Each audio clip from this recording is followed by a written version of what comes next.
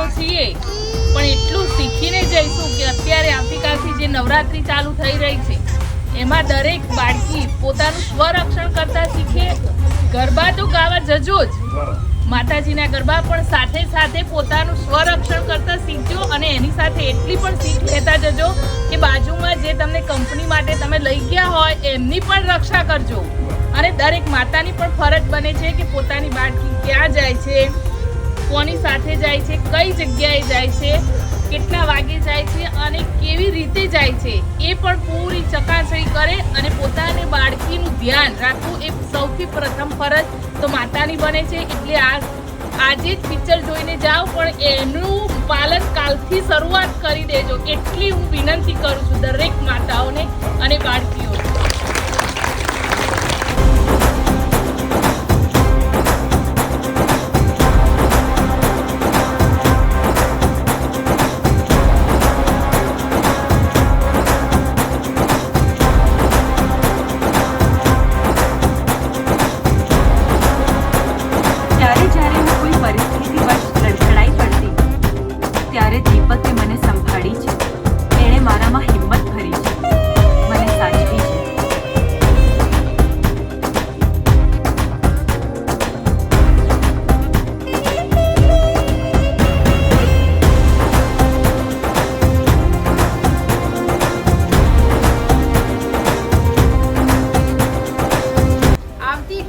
નવરાત્રિ નવદુર્ગાની ઉપાસનાનો આપણો ગુજરાતનો સૌથી લાંબો અને સૌથી આનંદિત તહેવાર કાલથી શરૂઆત થાય છે.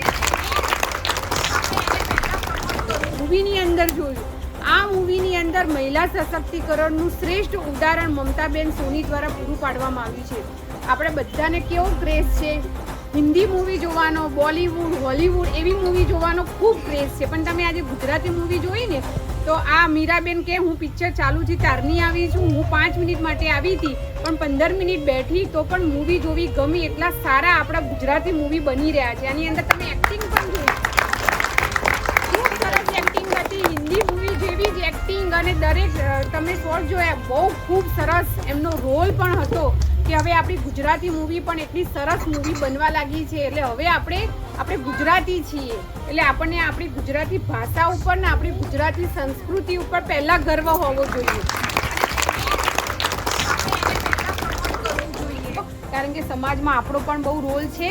સંસારને આગળ વધારવાની જવાબદારી આપણા સિરે છે. એટલે આપણે જો હેલ્ધી હશું તો હેલ્ધી સમાજને જન્મ આપીશું અને હેલ્ધી સમાજને જન્મ આપીશું તો રાષ્ટ્રનો વિકાસ થશે. એટલે આજની મૂવી જે મમતાબેન સાથે તો બહુ વખતે મળેલા છે, બહુ મિટિંગોમાં એમનો કોન્ટેક્ટ થયો છે, હમણાં આવવાના છે, પણ કાલે નવરાત્રિની શરૂઆત છે એટલે અમારે બધાને ખૂબ કામગીરી હોવાથી જવું પડશે. પણ તમને બધાને આજની મૂવીની ખૂબ ખૂબ શુભેચ્છાઓ.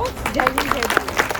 અને બીજો પણ એક રેકોર્ડ આ ફિલ્મે કર્યો છે કે તમે ઇંગ્લિશ, હિન્દી કે સાઉથની ફિલ્મોમાં તો પાર્ટ 1, પાર્ટ 2 જોતા જ હશો, પણ આ ગુજરાતી ફિલ્મ ઇન્ડસ્ટ્રીની પહેલી એવી ફિલ્મ છે જે 2 પાર્ટમાં બની છે. તો આપણે હજી પાર્ટ 1 જોયો છે અને પાર્ટ 2 પણ આ ફિલ્મનો દિવાળી પછી રિલીઝ કરશું. પણ પાર્ટ 1 જ્યારે તમે પૂરો કરશો ત્યારે પોતે જ કહેશો કે જલ્દી પાર્ટ 2 ક્યારે આવશે એ કહો. ગામનો સેલિબ્રિટી તો હું છું, મારા ફોટા પાડે ત્યાં સુધી તો બરાબર છે, પણ આ ગામના ફોટા પાડે ઈ નો